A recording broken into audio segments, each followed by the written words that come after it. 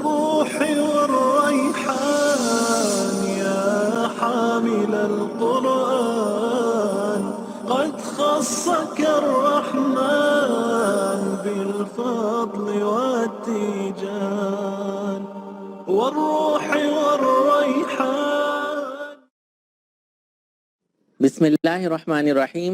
अस्सलामु अलैकुम वरहमतुल्लाहि वबरकातुहू। नाज़रीन, पीस टीवी उर्दू से मैं हूं आपका होस्ट हाफिज़ मोहम्मद मामून असगर। आपको आज के प्रोग्राम कुरान के साए में खुशामदीद कहता हूं। हमारे जहनों में मौजूद शुकूक और शुबहात को दूर करने के लिए आज एक बार फिर हमने अब दावत दी है प्रोफेसर खलीलुर रहमान चिश्ती साहब को। चिश्ती साहब, आपको खुशामदीद कहते हैं आज के प्रोग्राम में। पिछले प्रोग्राम में हमने आयत नंबर 26 के ऊपर अपने प्रोग्राम को रोका था। मैं चाहूँगा कि आयत नंबर 27 से ही आगे हम शुरू करें, और ये वही पैराग्राफ नंबर 5 चल रहा है जो पिछले प्रोग्राम में भी चल रहा था। तो चिश्ती साहब, आप आयत नंबर 27 जो है उसकी मैं तिलावत करता हूँ और फिर हमारे नाज़रीन को समझाइएगा। क़ाल क़रीनुहु रब्बना मा अतग़यतुहु वलाकिन कान फ़ी ज़लालिन बईद। अब देखिए, क़ाल क़रीनुहु, तो यहाँ ये करीन से मुराद इब्लीस, शैतान है। पहले भी क़ाल क़रीनुहु का लफ्ज़ आया था, वो जुमला आया था, वहाँ उससे मुराद फरिश्ता था जो अल्लाह के हुजूर इंसान को पेश करता है और कहता है हादा मा लदय्या अतीद, और ये कह रहा है मा अदगैतु। अब इब्लीस, उसने तो अल्लाह ताला के साथ ये अहद किया था और कसम खाकर कहा था उसने कि मैं तेरे बंदों को गुमराह करके रहूंगा, आगे से आऊंगा, पीछे से आऊंगा, दाएं से आऊंगा, बाएं से आऊंगा, और तू देख लेना कि अक्सर लोग फिर शुक्रगुजार नहीं रहेंगे। अब वो क़यामत के दिन मुकर जाएगा, कहेगा कि मैंने इसको गुमराह नहीं किया, मैंने इसको सरकश नहीं बनाया, मा अतगैतुहु, बल्कि ये खुद दूर की गुमराही में मुब्तला था। तो अब ये दोनों शैतान हैं। जो गलतकार इंसान है, बुरा इंसान है, वो क्यों शैतान के दाम में आया, उसकी भी गलती है, शैतान की भी गलती है। शैतान क्या करता है? दिल में वसवसे पैदा करता है, आबा परस्ती पर मजबूर करता है, शिर्क पर मजबूर करता है, मियाँ बीवी को लड़ाता है, कत्ल पर उकसाता है, हराम चीज़ों के लिए उकसाता है। यानी उसका तो टारगेट इंसान ही है, इंसानों को गुमराह करना उसका मिशन है। लेकिन वो अपनी बरात का इजहार करेगा, उसके जवाब में फिर अल्लाह क्या फरमाएगा? क़ाल ला तख्तसिमू लदय्या वक़द क़द्दमतु इलैकुम बिलवईद। तो ला तख्तसिमू लदय्या, मेरे आगे झगड़ने की जरूरत नहीं है। अब वहाँ बॉस है और उसका फॉलोअर है, एक तरफ इब्लीस है, दूसरी तरफ उसके पैरोकार हैं। वो कहेगा कि मेरी गलती नहीं थी, वो कहेगा कि मेरी गलती नहीं थी। अब ये दोनों एक दूसरे को मतऊन करने की कोशिश करेंगे, दोनों एक दूसरे को ब्लेम करेंगे। अल्लाह फरमाएगा ला तख्तसिमू लदय्या, मेरे सामने झगड़ने की जरूरत नहीं है, मैंने पहले ही बिल वईद, अपनी तंबीहात से, अपनी वार्निंग से तुम्हें पहले ही मैंने खबरदार कर दिया था। मेरे रसूल आते रहे, 1,24,000 नबी आते रहे, मेरे रसूल किताबों को लेकर आते रहे, तुम्हें साफ साफ बता दिया गया है। और मोहम्मद सल्लल्लाहु अलैहि वसल्लम अब आखिरी किताब कुरान मजीद लेकर तुम्हारे पास आ गए। इससे पहले बहुत सारे नबी और रसूल आते रहे, मुसलसल तारीख के मुख्तलिफ अदवार में हर कौम के अंदर रसूल भेजे गए हैं, हिदायत का इंतजाम किया गया है। अब तुमने शैतान की पैरवी की तो अब तुम्हारा ठिकाना दोज़ख। बड़ा इंटरेस्टिंग सिनेरियो पूरा नज़र आ रहा है कि किस तरह से क़यामत बर्पा हुई, लोगों को उठाया गया, फिर वो हाजिर हुए, उन फरिश्ते उनको ले के जा रहे हैं, और फिर अब आगे अल्लाह सुब्हानहू व तआला खुद मुखातिब होके उन्हें कह रहे हैं कि मैंने जितनी भी निशानियां भेजी थी तुमने उनको झुटलाया, और अब तुम्हारे सामने है, तुम इनको फॉलो करते रहे, ये तुम्हारे बॉस थे और ये तुम्हारे सबऑर्डिनेट थे, अपना हिसाब तुम खुद करो। सुभान अल्लाह। अगली आयत को हम मिलाते हैं, मा युबद्दलुल क़ौलु लदय्या वमा अना बिज़ल्लामिल लिल अबीद। अब अल्लाह ताला ये फरमाएगा कि मेरे मा युबद्दलुल क़ौल लदय्या, मेरे पास फैसला बदला नहीं जाता। देखिए, ये दुनिया की अदालत में जज बाद औक़ात गलत फैसले करते हैं। आप क्या करते हैं? आप जाते हैं सेशन कोर्ट में, चले जाते हैं, अपील करते हैं, और वहां भी अगर फैसला रद्द होता है तो आप हाई कोर्ट में जाते हैं, हाई कोर्ट में भी रद्द हो जाता है आपका फैसला, آپ سمجھتے ہیں کہ میں بے گناہ ہوں، معصوم ہوں، خامخواہ مجھے سزا دی جا رہی ہے، تو آپ سپریم کورٹ میں جاتے ہیں، لڑتے ہیں اس کے لیے۔ اللہ سے اوپر کوئی عدالت نہیں۔ اللہ جو ہے دنیاوی عدالتوں کی طرح فیصلے نہیں کرے گا۔ دنیاوی عدالتیں کیسے فیصلہ کرتی ہیں؟ گواہی کی بنیاد پر، ڈاکیومنٹس کی بنیاد پر یہ فیصلے ہوتے ہیں۔ لیکن اللہ تعالیٰ تو ہر جگہ اپنے علم کے ذریعے موجود ہے۔ وہ رات میں بھی دیکھ رہا ہے، دن میں بھی دیکھ رہا ہے، سینوں کو بھی دیکھ رہا ہے، نیتوں کو بھی دیکھ رہا ہے۔ اس کے فیصلے میں غلطی نہیں ہو سکتی۔ اور اس لیے بتایا گیا پھر وَمَا أَنَا بِظَلَّامٍ لِّلْعَبِيدِ کہ میں اپنے بندوں پر ذرہ برابر بھی ظلم نہیں کرتا۔ تو یہ عربی کا ایک خاص انداز ہے جس کی تشریح مولانا امین احسن اصلاحی نے بہت اچھی طرح کی ہے۔ وہ یہ کہتے ہیں جب مبالغے پر نفی آتی ہے، ظلام جو ہے مبالغہ ہے، بہت بڑا ظالم، اس پر جب نفی آتی ہے تو اس کا مطلب یہ ہوتا ہے مبالغہ فی النفی، مبالغہ فی النفی۔ کچھ مثالیں بھی عربی اشعار سے انہوں نے دی ہیں مولانا امین احسن اصلاحی نے تدبر قرآن میں۔ تو اس کا ترجمہ ہم یہ کرتے ہیں کہ وہ اپنے بندوں پر بالکل ظلم کرنے والا نہیں، یعنی وما انا، میں اپنے بندوں پر بالکل ظلم نہیں کرتا۔ تو یاد رکھیے قیامت کے دن اللہ تعالیٰ نہ مسلمانوں سے ظلم کرے گا، نہ ہندوؤں سے کرے گا، نہ عیسائیوں سے کرے گا، نہ جو ہے بدھ مت کے ماننے والوں سے کرے گا، نہ سکھوں سے کرے گا۔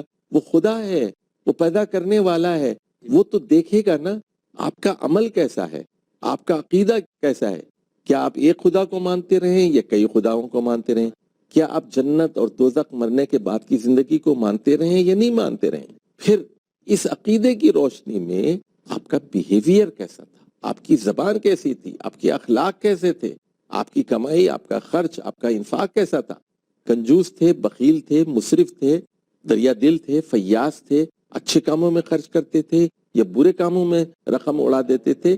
اسی کی بنیاد پر فیصلہ ہوگا، ظلم کسی پر نہیں ہوگا، بلکہ اللہ تعالیٰ اعلان فرمائے گا لا ظلم اليوم، آج کے دن کوئی ظلم نہیں ہوگا۔ ان اللہ لا یظلم مثقال ذرۃ، اللہ تعالیٰ تو ذرہ برابر بھی ظلم نہیں کرتا۔ تو جو ظلم کرے، یاد رکھیے ظلم کرے وہ خدا نہیں ہو سکتا۔ اللہ انصاف کرے گا 100% جسٹس، انسان ظلم کرتا ہے۔ اور سب سے بڑا ظلم کیا؟ ان الشرک لظلم عظیم، سب سے بڑی ظالمانہ بات یہ ہے کہ ایک اللہ کے ساتھ کسی کو ملایا جائے، کسی کو شریک کیا جائے، چاہے اس کی تخلیق میں، چاہے اس کی ربوبیت میں، چاہے اس کے اختیار میں، چاہے اس کی دعا میں، چاہے اس کی عبادت میں، کسی طرح بھی کسی کو شریک کیا جائے، کسی عیسیٰ کو، کسی مریم کو، کسی رسول کو، کسی نبی کو اس کے ساتھ شریک کیا جائے، اس کے ساتھ کوئی بیٹا منسوب کیا جائے، کوئی بیٹی منسوب کیا جائے، تو یہ شرک ہو جائے، شرک ہو جائے گا۔ اور اللہ وہ ذات میں شرک ہو یا صفات میں شرک ہو۔ بالکل اللہ سبحانہ وتعالیٰ کسی بھی قسم کے شرک کو معاف نہیں کرے گا۔ حدیث میں یہ بات آئی ہے کہ میں نے اپنے آپ پر ظلم کو حرام کر لیا ہے، اس لیے میں نے اپنے بندوں پر بھی ظلم کو حرام کرا ہے۔ میں خود بھی ظلم نہیں کرتا، تو اے میرے بندو تم بھی ایک دوسرے پر ظلم مت کیا کرو۔ اگلی آیت نمبر 30 جو کہ اس پیراگراف کی آخری آیت لگتی ہے، وہ اس کی میں تلاوت کرتا ہوں اور پھر اس کی دیکھتے ہیں، اگر بریک سے پہلے ہمارے پاس ٹائم ہوا تو ہم اس کی ایکسپلینیشن کر لیں گے۔ یوم نقول لجہنم هل امتلأت وتقول هل من مزید، اس دن جب ہم یعنی اللہ اپنے لیے ہم کا لفظ استعمال کرے، اور یہ اس کی شان اور اس کی تفقیر اور عظمت کے لیے ہے، جب ہم جہنم سے کہیں گے حل امتلاتی، کیا تو بھر گئی، وتقول، اور جہنم کہے گی حل من مزید، کہ کیا کوئی اور بھی ہے، کوئی اور بھی ہے۔ تو یہاں عربی زبان میں جہنم مؤنث ہے، اس لیے تقول کا لفظ یہاں پر آیا ہے۔ تو وہ بہت ہی بھوکی ہوگی، بہت پیاسی ہوگی، دوزخ ہے وہ۔ اور کلما القی فیہا فوج سألہم خزنتہا الم یأتکم نذیر، اور پھر یہ کہ تکاد تمیز من الغیظ، وہ ابل رہی ہوگی، جوش کھا رہی ہوگی، قریب ہوگا کہ پھٹ پڑے، ابل پڑے، اور اس میں گروہوں کو ڈالا جائے گا۔ جب بھی کسی گروہ کو ڈالا جائے گا، اس کے خزانچی، اس کے داروغے یہ پوچھیں گے کیا تمہارے پاس کوئی رسول نہیں آیا, کوئی نذیر نہیں آیا, کوئی ڈرانے والا نہیں آیا؟ تمہاری بدنصیبی, تمہاری بدبختی, تم اس میں ڈالے جاؤ گے. تو حل من مزید, حل من مزید, اور ڈالو اور ڈالو. یعنی دوزخ پیاسی ہوگی, بھوکی ہوگی. ایک منظر کشی کی گئی ہے دوزخ کے بارے میں. اللہ اکبر. شیخ صاحب میں چاہوں گا کہ بریک کے بعد ہم اسی موضوع کو آگے لے کے چلیں اور جہاں پہ جو پیراگراف مکمل ہوا ہے اس کا بھی خلاصہ ہم انشاءاللہ بریک سے آنے کے بعد ڈسکس کریں گے. ناظرین یہاں پہ ایک چھوٹی سی بریک لیتے ہیں, بریک کے بعد دوبارہ سے حاضر ہوں گے. السلام علیکم ورحمۃ اللہ وبرکاتہ. يا حامل القرآن. السلام علیکم ورحمۃ اللہ وبرکاتہ. ناظرین ایک بار پھر آپ کو خوش آمدید کہتے ہیں پیس ٹی وی اسٹوڈیو سے. اور بریک پہ جانے سے پہلے سورہ قاف کی آیت نمبر 30 کو ہم سمجھ رہے تھے شیخ پروفیسر خلیل الرحمان چشتی صاحب سے.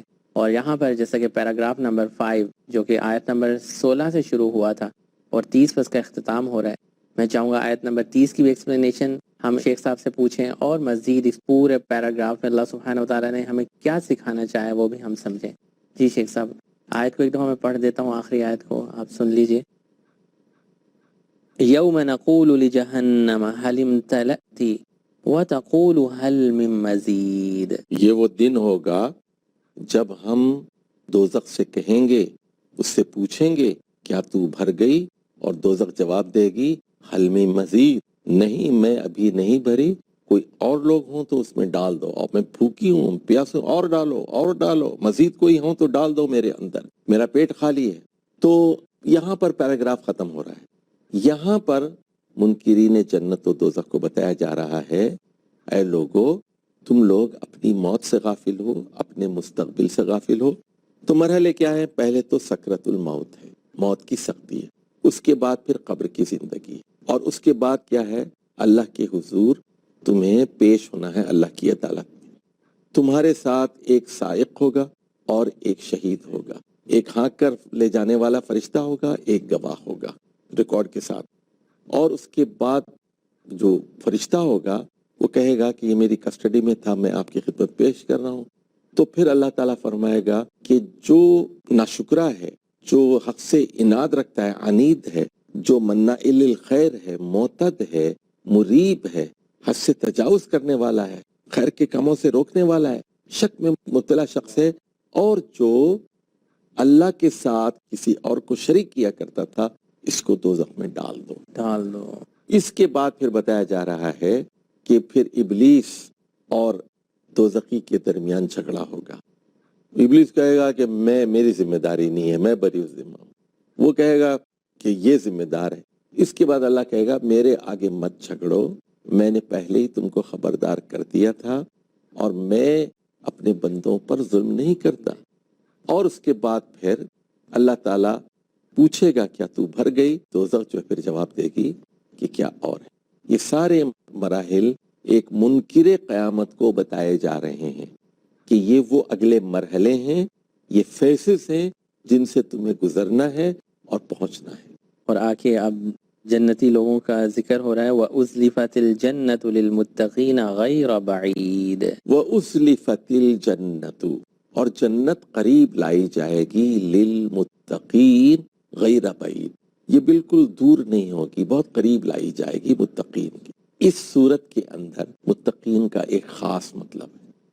متقین کے لفظی معنی ہے بچنے والے, بچنے والے.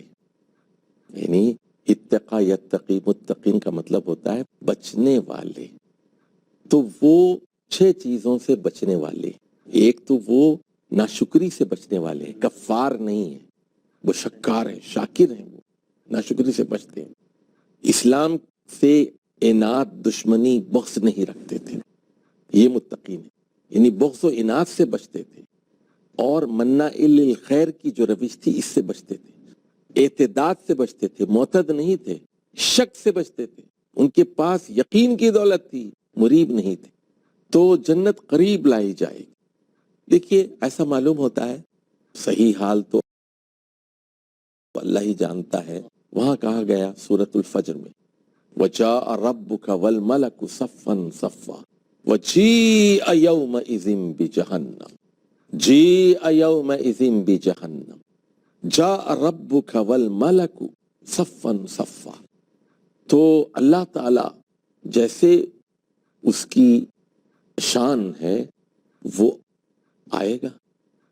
آئے گا یعنی عدالت کا آغاز ہوگا، عدالت شروع ہو جائے گی، اور والملک صفا صفا، فرشتے آ جائیں گے اور وہ قطار پہ لائن میں کھڑے ہوں گے، اب اجلاس کی کاروائی شروع ہوگی۔ وجیء یومئذ بجہنم، اور دوزخ کو لایا جائے۔ یہاں کیا فرمایا جا رہا ہے؟ وَأُزْلِفَتِ الْجَنَّةُ، تو یہاں ایسا نہیں ہے کہ دوزخ بہت دور ہوگی اور جنت جو ہے بہت دور ہوگی، فیصلہ ہوگا اور فٹافٹ لوگ یا تو جنت میں داخل کیے جائیں گے یا دوزخ میں داخل کیے جائیں گے۔ وَأُزْلِفَتِ الْجَنَّةُ لِلْمُتَّقِينَ غَيْرَ بَعِيدٍ هذا ما توعدون لكل أواب حفيظ۔ ما توعدون لكل اواب حفیظ۔ اواب تو کہتے ہیں عربی زبان میں رجع کو، جو بہت زیادہ رجوع کرتا ہے، یعنی بار بار پلٹتا ہے۔ حفیظ وہ ہے جو اللہ تعالیٰ کے احکامات کی حفاظت کرتا ہے، حلال و حرام چیزوں کی حدود کی حفاظت کرتا ہے، اس کو پھر حفیظ کہتے ہیں۔ اور احکام کی حفاظت کرنا، اللہ کی یاد کی حفاظت کرنا۔ اواب بار بار پلٹتا ہے، رجوع کرتا ہے۔ ہذا، یہ وہ ساری نعمتیں ہیں، ما توعدون لکل اواب حفیظ، یہ جنت، یہ باغات جو متقین کے لیے فراہم کیے گئے ہیں، اسی کا تو وعدہ کیا گیا تھا اوابین کے ساتھ اور حافظین کے ساتھ۔ حافظین لحدود اللہ، حفیظ ہے وہ اللہ کی حدود کی حفاظت کرنے والے لوگ۔ صحیح۔ هذا ما توعدون لكل أواب حفيظ من خشي الرحمن بالغيب وجاء بقلب منيب۔ اب یہاں دو باتیں بتائی جا رہی ہیں، اور وہ شخص من خشی الرحمن بالغیب، خشی الرحمن، اس میں ایک چیز ہے خشیت۔ خشیت جو ہے وہ دل کی ایک کیفیت کو کہتے ہیں، دل کے اندر جو خوف ہوتا ہے ایک، اس کو خشیت کہتے ہیں۔ دیکھیے کسی انسان نے اللہ تعالیٰ کو نہیں دیکھا، حضرت موسیٰ علیہ السلام نے بھی کہا ربی ارینی، اپنا جلوہ دکھا دے، اللہ نے کہا لن ترانی، اللہ کو وہ نہیں دیکھ سکے۔ رسول اکرم صلی اللہ علیہ وسلم نے بھی معراج کے موقع پر اللہ سبحانہ و تعالیٰ کی آیات کو تو دیکھا لیکن خود اللہ کو نہیں دیکھا۔ البتہ قیامت کے دن اللہ کا دیدار ہوگا صرف اور صرف اہل ایمان کے لیے۔ وجوہ یومئذ ناظرہ، اس دن کچھ چہرے دمک رہے ہوں گے، خوش ہوں گے، خوش و خرم ہوں گے، الی ربہا ناظرہ، اپنے رب کی طرف وہ دیکھ رہے ہوں گے۔ کچھ چہرے، سارے نہیں، توحید والے، آخرت پر یقین کرنے والے متقین اللہ کو دیکھ رہے ہوں گے۔ تو اس وقت تو اللہ چھپا ہوا ہے۔ الہ کا ایک مطلب یہ بھی ہے جو پوشیدہ ہے، اس کو الہ کہتے ہیں، چھپا ہوا ہے۔ تو یہ دنیا ایک پہیلی ہے۔ دیکھیے اصل امتحان کیا ہے؟ اللہ کو پہچاننا ہے۔ کیسے پہچاننا ہے؟ اس کی آیات کے ذریعے اللہ کو پہچاننا ہے۔ اگر اللہ تعالیٰ اپنا دیدار کرا دیتا اور دنیا کے سامنے آ کر کہتا کہ میں اللہ ہوں، تو پھر تو کوئی امتحان نہ ہوتا نا۔ لیکن اس کی آیات ظاہر و باہر ہیں کہ یہ پہاڑ کہہ رہے ہیں کہ اس کا بنانے والا ہے، سورج کہہ رہا ہے کہ میرا ایک بنانے والا ہے، چاند کہہ رہا ہے، زمین کہہ رہی ہے، پودے کہہ رہے ہیں، جانور کہہ رہے ہیں، انسان، ساری کائنات کہہ رہی ہے، اور ساری کائنات کا نظام اور ان کا کوآرڈینیشن، کوآپریشن، ان میں جو ہم آہنگی ہے، جو توافق ہے، یہ ساری چیزیں مل کر کہہ رہی ہیں ایک ہستی ہی ایسی ہے جو اس پورے نظام کو چلا رہی۔ اگر ایک سے زیادہ ہستیاں ہوتی تو سارا نظام بگڑ جاتا۔ تو امتحان کس چیز کا ہے؟ غیب پر ایمان لایا جائے، یعنی خدا کو بغیر دیکھے تسلیم کیا جائے۔ کیسے تسلیم کیا جائے؟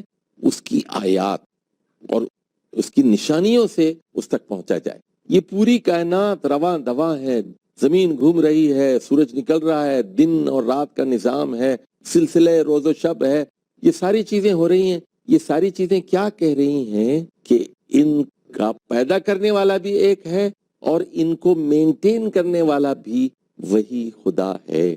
تو اس کی نشانیاں اتنی اپیرنٹ ہیں، اتنی ظاہر ہیں، اس لیے اللہ نے کہا والاول والآخر والظاہر والباطن، وہ ظاہر بھی ہے اور باطن بھی ہے۔ اپنی آیات کے اعتبار سے ظاہر ہے، اپنی ذات کے اعتبار سے چھپا ہوا ہے۔ اور حدیث میں یہ بات آتی ہے کہ قیامت کے دن اللہ کا دیدار اس طرح ہوگا جس طرح آپ دن میں سورج کو بالکل واضح بغیر کسی اشکال اور شک و شبہ کے دیکھتے ہیں، اللہ کا دیدار ہوگا۔ تو اس دنیا میں امتحان ہے غیب پر، من خشی الرحمن بالغیب، یعنی اللہ کی ایک ایسی داخلی خوف کی کیفیت بغیر دیکھے، وجاء بقلب منیب، اور اللہ کے پاس قلب منیب لے کر آئے۔ دیکھیے خشیت کہاں ہوتی ہے؟ دل کے اندر۔ دل کے اندر خشیت جو ہے اس کا محل، اور جو خشوع ہوتا ہے، یہ خشوع والذین هم فی صلاتہم خاشعون، وہ خشوع ایک ظاہری چیز ہے، خشوع آنکھوں سے ظاہر ہوتا ہے، خشوع زبان سے۔ تو اللہ کے پاس قلب منیب لے کر آئے۔ اچھا، یہ منیب جو ہے، میں چاہوں گا کہ اس لفظ کی وضاحت ہم انشاءاللہ آنے والے پروگرام میں کریں۔ تو آپ نے بہت ہی اچھی وضاحت کی کہ اللہ سبحانہ وتعالیٰ کی جو نشانیاں ہمارے سامنے موجود ہیں، واضح طور پر دلیل دے رہی ہیں کہ یقیناً یہ ساری جو نشانیاں ہمارے سامنے موجود ہیں، واضح طور پر دلیل دے رہی ہیں کہ یقیناً یہ ساری کائنات کو چلانے والا ایک رب موجود ہے، جو سب ہر چیز ہمیں ایک بیلنس کے ساتھ نظر آ رہی ہے۔ پچھلے پروگرام میں بھی ہم نے اس کے اوپر بات کی۔ آیت نمبر 33 جو ہے، اس کی وضاحت ہم اگلے پروگرام میں کر لیں گے، کیونکہ پروگرام کا وقت تھوڑا سا مختصر رہ گیا ہے۔ تو میں ناظرین سے بھی اجازت چاہوں گا۔ ناظرین، ادھر ہی ہم آج کے پروگرام کا اختتام کریں گے، اور اگلے آنے والے پروگرام میں سورہ قاف آیت نمبر 33، اور یہاں پر ہم پیراگراف نمبر 6 جو ہے اس کو ڈسکس کر رہے ہیں اپنے مہمان پروفیسر خلیل الرحمن چشتی کے ساتھ۔ اپنا خیال رکھیے گا۔ السلام علیکم ورحمۃ اللہ وبرکاتہ۔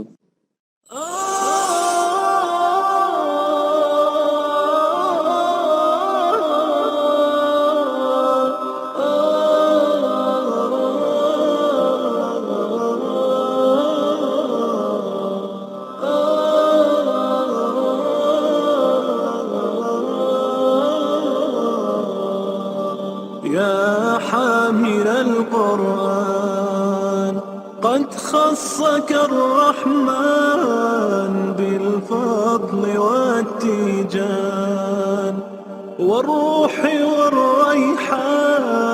يا حامل القرآن قد خصك الرحمن بالفضل والتيجان. سب طرح کی تعریف اللہ ہی کے لیے ہے جو تمام مخلوقات کا پروردگار ہے، بڑا مہربان، نہایت رحم والا۔